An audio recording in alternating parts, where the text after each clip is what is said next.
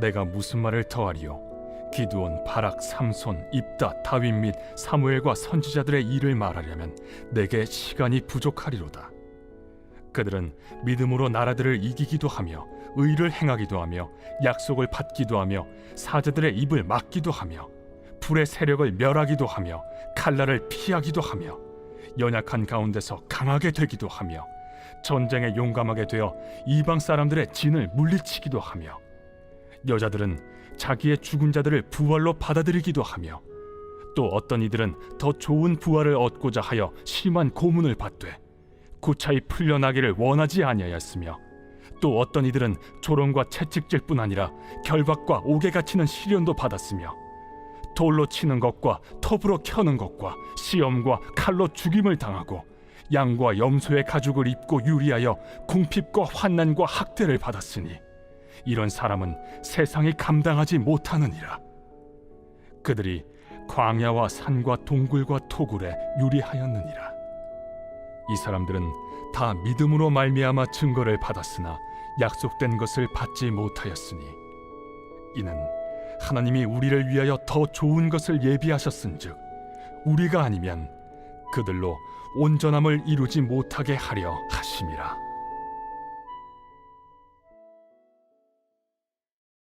우리 함께 히브리서 11장은 우리 신앙의 선배들의 삶의 모습, 그 이야기를 우리에게 알려주고 있습니다. 그들의 삶이 어땠는지를 우리에게 소개시켜 주고 있습니다. 이 세상을 살아가면서 죄로 말미암아 무너지고 어그러진 세상을 살아가면서 하나님의 백성으로서 정의와 공의를 행하며 살았고 그 삶 속에서 하나님을 모른다 하는 사람들, 하나님이 없다는 사람들과 싸우며 승리하며 살았던 그 선배들의 이야기를 우리에게 보여주고 있습니다. 우리가 읽은 32절부터의 말은 이제 그 모든 사람들이 하나하나의 이야기를 들려주기보다 총합해서 그들의 이야기를 들려주고 있는데 읽다 보면 다니엘이 가장 많이 생각나는 것 같아요. 다니엘은 바벨론에 끌려가서 그것의 가치와 문화에 지배되지 않고 그것을 거스르며 살았죠. 자신의 이익을 위해서 살아가는 사람들 사이에서, 탐욕을 위해서 살아가는 사람들 사이에서 양육강식의 세상 속에서 다니엘은 뜻을 정하여서 세상의 방법대로 살지 않기를 결단하였고 그 불의한 세상 속에서 하나님의 정의가 무엇인지 보여주려고 하였고 그 삶을 통해서 하나님이 살아계신다는 것을 이방 왕들의 입으로 시인하게 만들었던 삶을 살았죠. 그로 인해 주변 사람들의 시기와 질투도 받기도 했어요. 세상의 권력에 핍박을 받기도 했습니다. 그래서 다니엘의 세 친구들은 불 속에 들어가기도 했고 다니엘은 사자굴에 들어가기도 했어요. 그런데 어떻게 됐죠? 하나님의 신뢰함 가운데 하나님께 그와 함께 하심으로 말미암아 다니엘의 세 친구는 불의 세력을 이겼고 다니엘은 사자의 입을 막기도 하였습니다. 이런 엄청난 모습들, 믿음의 삶의 모습들을 통해서 그리스도인이 정말 된다는 것이 정말 좋은 거구나, 되게 신나는 것이구나 라고 깨달을 수 있겠지만 히브리서는 거기서 멈추지 않는다는 거예요. 하나님의 백성으로서 꼭 우리가 생각하는 승리의 모습만을 보여주고 있지 않다. 믿음의 사람들이 그렇지 않은 삶을 살고 있는 모습도 우리에게 소개하고 있다는 겁니다. 하나님의 백성으로 살기에 잡히기도 하고 감옥에 갇히기도 하고 채찍질과 돌팔매질도 당하고 톱에 몸이 썰리는 죽음도 당하는 사람들도 있고 궁핍한 가운데 평생을 살다가 평생을 집 없이 떠돌아다니며 살다가 죽었던 믿음의 선배들도 있음을 보여줍니다. 네, 다니엘처럼 하나님의 말씀으로 살다가 핍박받는 것은 알겠어요. 그래서 하나님이 도우셔서 그 세상을 이기는 모습을 우리는 기대하고 소망하지만 히브리서는 그런 모습만을 보여주고 있지 않다는 거예요. 죽을 때까지 도망다니며 핍박당하며 다니는 사람들의 삶이 있다고 이야기해 주고 있고 오히려 그런 죽음 가운데 아파하고 힘들어하는 사람들이 있었음을 말해주고 있다는 겁니다.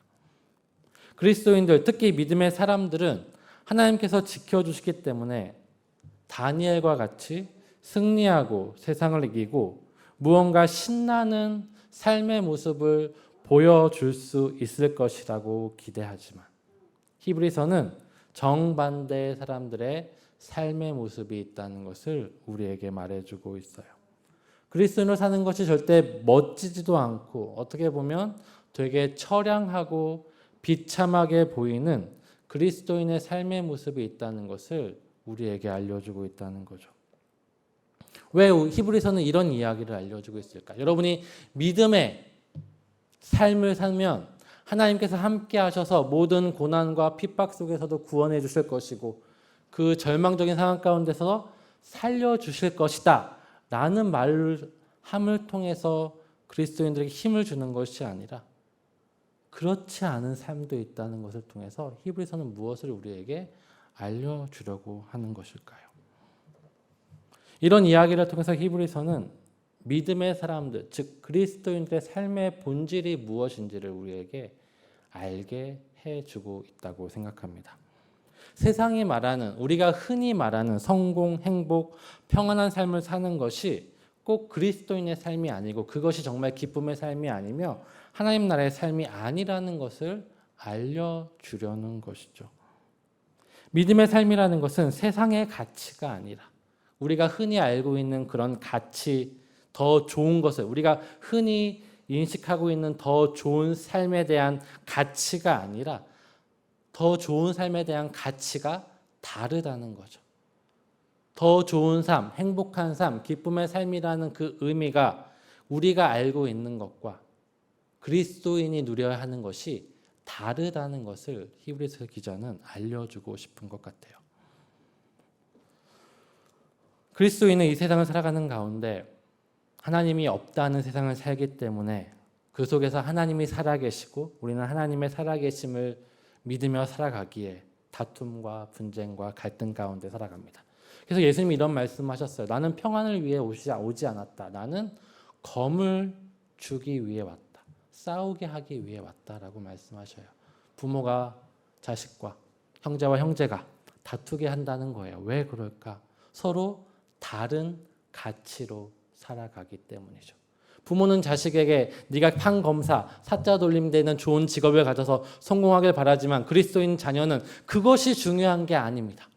내가 높은 자리에서 돈을 많이 버는 삶이 중요한 것이 아니라 이 삶을 어떤 가치로 채워가는 것이 더 중요하다라고 말하는 그리스도인의 삶 가운데 부딪힘과 갈등이 생길 수밖에 없게 되는 거죠. 어떤 사람이 있어요. 좋은 직장, 직업을 가지고 살아왔어요. 노후를 잘 준비했고 자녀를 성공적으로 교육시켰습니다. 미국으로 치면 아이비리그에 진학시켰고 한국으로 치면 스카이 대학에 진학시켰을 거예요. 일찍 은퇴해서 시골에 좋은 별장을 얻고 그 집에서 이제 남은 연금을 통해서 맛집을 다니며 취미 활동을 하며 지내는 사람이 있어요. 또 어떤 사람은 간호사로 해외를 나가면서 간호사의 자격을 따서 해외로 돌아다니면서 의료 혜택을 못 받는 사람들을 찾아다니고 있어요. 그의 노후는 보장되어 있지 않죠. 그는 버는 돈 족족 다른 사람을 위해서 쓰고 있습니다. 그러다가 남미 오지를 돌아다니다가 길이 좋지 않잖아요. 차도 좋지 않잖아요. 브레이크가 고장나서 낭떠러지에 떨어져 죽은 사람이 있다고 합니다. 여러분은 어떤 사람이 복 있는 사람이라고 생각하십니까? 그리스도인으로서 어떤 삶을 여러분들은 원하십니까? 우리의 주어진 삶 가운데 내가 만족스러운 삶을 사는 것이 내가 원하는 삶의 모습이 그려지는 것이 복받은 삶이고 내가 원하는 대로 내가 뭔가 만족스럽지 않다면 그것이 복이 없는 삶이라고 우리는 흔히 생각하곤 합니다. 그러나 성경은 그렇지 않다고 말하죠. 히브리서는 그리스도의 삶에 대해서 이렇게 표현합니다. 11장 38절에 있는 말씀인데요. 가로 안에 있는 말씀을 함께 읽겠습니다. 시작. 이런 사람은 세상이 감당하지 못하느니라. 그리스도인들에 대해서 세상이 감당하지 못한다고 말합니다. 이는 다른 말로 세상의 모든 것들이 그리스도인에게는 가치가 없음을 의미하는 말이기도 해요. 즉 그리스도인들에게 세상에 가지고 있는 돈, 명예, 성공들은 아무런 가치가 없는 거죠. 그것은 도구에 불과할 뿐이라는 겁니다. 내가 가지고 있는 돈, 내가 가지고 있는 직업, 내가 가지고 있는 권력과 명예는 그 자체가 목적이 아니라, 그 자체가 행복의 이유가 아니라 우리가 행복으로 가기 위한 도구에 불과하다는 거죠. 세상 사람들의 재산, 지위, 권력은 그리스도인들에게는 열등한 것에 불과해요. 그들에게 세상에서 평안한 노후, 좋은 집, 좋은 차, 직업, 혹은 그것이 누려지는 삶, 혹은 그것이 없는 삶, 그것은 그리스도인들에게는 아무런 의미가 없는 것입니다. 그렇게 그리스도인들은 세상 사람들과 다른 삶을 살았음을 오늘 히브리서 기자는 보여주고 있어요. 세상에 가치를 두지 않기 때문에 협박도 당하고 감옥에 갇히기도 하고 추방을 당하기도 했어요. 그럼에도 불구하고 그들의 믿음을 바꾸지 않았대요. 우리의 신앙의 선배들도 있잖아요. 신사참배의 그 위협 앞에 손가락이 뽑히고 못 위에 올라가게 하는 그런 형벌 앞에서도 그들의 신앙을 바꾸지 않았던 이유는 무엇일까? 바꾸기만 하면 일제의 엄청난 권력과 돈과 명예가 올 텐데 왜 그렇게 바꾸지 않았을까? 왜 믿음의 사람들은 그 신앙 앞에서, 하나님을 믿는 믿음 앞에서 광야와 산과 동굴과 토굴을 유리하며 살면서 톱으로 켜는 그 죽음의 순교 앞에 왜 신앙을 바꾸지 않았을까? 그것이 그들의 삶에 아무런 가치가 되지 않기 때문이겠죠. 그리스도인들은 그것을 두려워하지 않았습니다. 그리스도인들은 그리스도인의 삶을 사는 것이 더 좋다는 것을 알기 때문입니다. 우리 11장 38절, 39절을 한번 보도록 하겠습니다.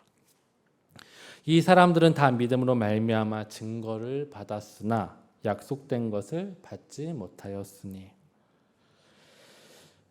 우리 신앙의 선배들이 그렇게 살았던 것은 하나님이 믿음으로 말미암아 증거를 받았기 때문이다. 하나님의 약속을 받았기 때문이라는 거죠. 믿음으로 그들은 그런 삶을 살았다고 해요. 믿음은 무엇일까? 우리는 히브리서 11장을 시작하면서 히브리서 기자는 이야기하고 있죠. 우리가 너무나 잘 아는 말씀입니다. 1절과 2절을 같이 읽을게요. 믿음은 바라는 것들의 실상이요 보이지 않는 것들의 증거니 선진들이 이로써 증거를 얻었느니라. 믿음으로 우리는 믿음의 선배들이 증거를 얻었고 보았습니다. 그들은 그 믿음에 합당하게 살았다고 우리는 알고 이해하고 있어요. 믿음은 바라는 것들의 실상이라고 이야기합니다. 믿음으로 우리가 소망하는 것, 바라보는 것들을 있는 것처럼 살아갈 수 있는 거예요. 구약의 선배들은 하나님께서 이 죄악의 권세에서 자신들을 구원하실 것을 믿었어요. 그리고 우리에게 하나님이 다스리실 영원한 나라를 허락하실 것을 믿었어요. 그리고 그 믿음 안에서 그 나라를 살아갔지요. 하나님이 없다 하면서 부귀와 명예와 성공을 누리는 것보다 하나님이 다스리시는 그 나라 가운데서 하나님을 인정하며 그 나라를 바라보며 그 현실을 살아가는 가운데 고난과 핍박을 받는 것이 더 행복하다는 것을 그들은 믿었고 그 행복함 가운데 살아갔던 거예요.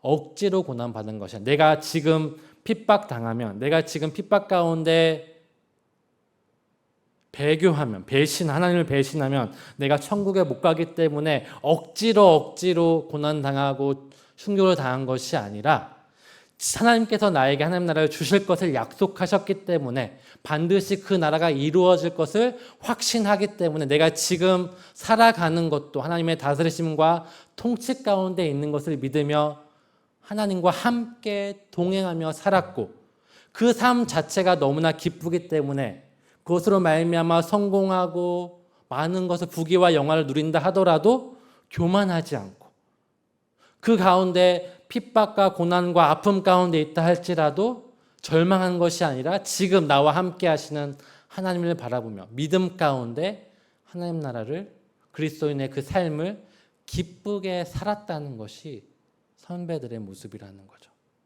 우리가 봤을 때 11장 32절 이후에 봤을 때 이렇게 성공하는 삶 아니면 하나님과 함께해서 기적을 일으키는 삶은 참 좋을 것 같아. 그런데 그 후에 핍박과 고난과 아픔은 조금 힘들 것 같아. 그런 식의 마음이 아니라 이들은 이렇게 살았어. 왜 이렇게 살았을까? 하나님이 함께 하셨다는 것을 믿기 때문에 그들 가운데 천국이 시작하실 것이라는 하나님의 그 약속을 믿기 때문에 그 약속이 이루어진 것처럼 살았다는 거죠. 그렇게 살았기 때문에 삶에서 어떤 일이 있더라도 그것은 그들의 삶의 방향성과 삶의 가치와 삶의 모습을 바꿀 수 없는 거예요. 성공한다 하더라도 끝까지 하나님이 하나님 되심을 인정하며 하나님의 도우심 가운데 하나님과 동행하며 대화하며 살 수 있었고, 핍박과 고난과 토굴 가운데 유리함에도 불구하고 하나님이 나와 함께 하시기 때문에 그 자리가 천국임을 기억하며, 그냥 이것은 천국이어야 돼가 아니라 내가 아무리 없어도 내 옆에 하나님이 계시기 때문에 천국임을 기억하는 거죠. 요즘은 안 그런 것 같은데 우리 어르신 세대는 그러지 않았나요? 사랑하는 사람과 함께 있으면, 아니었나? 사랑하는 사람과 함께 있으면 정말 단칸방이라도 지하방이라도 행복했었던 시절이 다 있으실 거라고 생각이 드는데, 옛날에 그런 영화를 많이 봤거든요. 그런 드라마를 많이 봐서. 근데 요즘 친구들은 그렇지 않죠. 요즘 친구들은 32평 아파트 이상이 있어야 이제 행복하다고 이야기하니까. 그러나 정말 사랑을 안다면 다른 것을 보이는 게 아니라 사랑하는 사람의 그 존재만으로도 행복한 것을 느끼는 것. 근데 그것이 하나님이시라면 우리가 얼마나 행복할까. 근데 믿음의 선배들은 그랬다는 것을 우리에게 알려주고 있어요. 그런데 더 놀라운 것은 39절이에요. 우리 39절을 한번 볼게요. 이 사람들은 믿음으로 말미암아 증거를 받았으나, 39절입니다. 약속된 것을 받지 못하였다라는 거죠. 신앙의 선배들과 우리의 가장 큰 차이는 이것이에요. 이들은 아직 이루어지지 않은 하나님 나라 속에서 하나님의 약속을 믿으며 그것이 이루어진 것처럼 살았다면, 예수 그리스도가 오신 이후에 우리의 삶, 지금 히브리서 기자가 말하는 성도들의 삶은 더 좋은 것이 있다는 거죠. 무엇일까요? 시작된 하나님 나라, 이미 이루어진 하나님 나라가 우리의 삶 가운데 있다는 겁니다. 그러니까 우리는 더 많은 것을 누리고 있다는 것을 히브리서 기자는 우리에게 말해주고 있어요. 수많은 믿음의 선배들이 그런 고통과 핍박 속에서 버틸 수 있고 믿음을 잃지 않았던 것은 그 속에서 하나님을 만났고 그 나라를 경험했기 때문이에요. 그리고 우리는 그것을 경험할 수 있는 시대에 살고 있는 거죠. 다시 한번 39절 40절을 읽도록 할게요. 이 사람들은 다 믿음으로 말미암아 증거를 받았으나 약속된 것을 받지 못하였으니 이는 하나님이 우리를 위하여 더 좋은 것을 예비하셨은지 우리가 아니면 그들로 온전함을 이루지 못하게 하려 하심이라. 구약의 선배들은 예수님을 몰라요. 하나님이 이 땅에 오셔서 우리에게 말씀하신 것을 몰라요. 하나님이 우리와 함께 하셨다는 그 사실을 경험하지 못했어요. 성령 또한 경험하지 못했어요. 물론 구약에도 성령이 오셔요. 성령이 임재하시는 사람들이 있어요. 특별한 사람들이에요. 신약과 구약의 가장 큰 차이점은 오순절 마가의 다락방의 특별한 점은 요엘 선지자가 예언했던 것처럼 이제 모든 사람들에게 성령이 함께 하신다는 거죠. 예수 그리스도를 믿는 모든 사람들 가운데 하나님이 동행하신다는 것이 구약과 신약의 가장 큰 차이점이라는 겁니다. 우리는 그런 삶을 살고 있어요. 하나님이 나와 함께 하시는 그런 삶, 하나님이 내 삶 가운데 동행하시는 그런 삶을 살고 있어요. 근데 우리는 무엇을 바라보고 있나요? 나와 함께 하시는 하나님을 바라보며 하나님과 더 가까워지고 알기를 원하시고 있나요? 아니면 내 삶에 없는 것, 내가 원하는 삶을 하나님께 원하며 그것이 이루어지지 않는 삶의 결핍과 궁핍과 고통과 아픔 가운데 함몰돼서 헤매이고 있나요? 히브리서 기자는 우리에게 말해주고 있는 것은, 우리에게 도전하고 있는 것은 그것이에요. 지금 우리의 삶은 하나님이 함께 하시는 삶이라는 거죠. 가장 좋은 것들이 우리에게 주어진 삶이라는 겁니다. 근데 우리는 좋은 것, 이미 주어진 좋은 것을 바라보는 것이 아니라 내가 원하는, 정말 이 세상, 그리스도인으로서는 바라보지 말아야 될 이 세상의 가치에 너무 우리의 마음과 생각을 주고 살면서 정말 그리스도인으로서 누려야 될 참된 기쁨과 평안과 행복을 놓치고 있는 것은 아닐까라고 우리에게 알려주고 있는 것 같아요.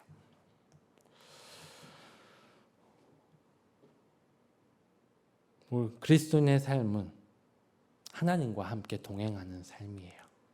구약의 선배들은 영원히 하나님과 동행하는 그 나라를 소망하며 하나님과 함께 있는 것처럼 믿으며 살아갔다면,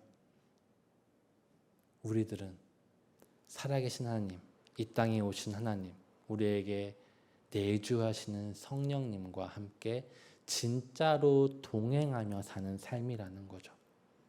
그리스도의 삶의 특별함이 여기 있고 그리스도의 삶의 능력이 여기 있습니다. 하나님이 나와 함께 하시는데 내가 돈이 없으면 어때요? 내가 실패하면 어때요? 내가 뭔가 궁핍하면 어때요? 사랑하는 그분과 내가 함께 하는데 그것만으로 여러분은 만족하고 계시나요? 아니면 하나님이 함께 하시면 나에게 어떤 좋은 일이 있어야지, 내가 원하는 대로 하나님께서 날 사랑하신다면 그렇게 해줘야지, 그래야 하나님이 살아 계시는 거지 라고 하면서 하나님과 거래하며 여전히 나의 결핍과 궁핍 가운데 헤매이고 계시나요? 오늘 모습 가운데 오늘 말씀을 기억하면서 믿음으로 우리의 신앙의 선배들이 그렇게 살았다면 이제 우리는 믿음을 넘어서 누려지는, 실제로 경험되는 하나님과 함께 동행하는 삶을 말미암아 세상이 감당하지 못하는 그리스도인의 삶을 살기를 축복하며 기도하겠습니다.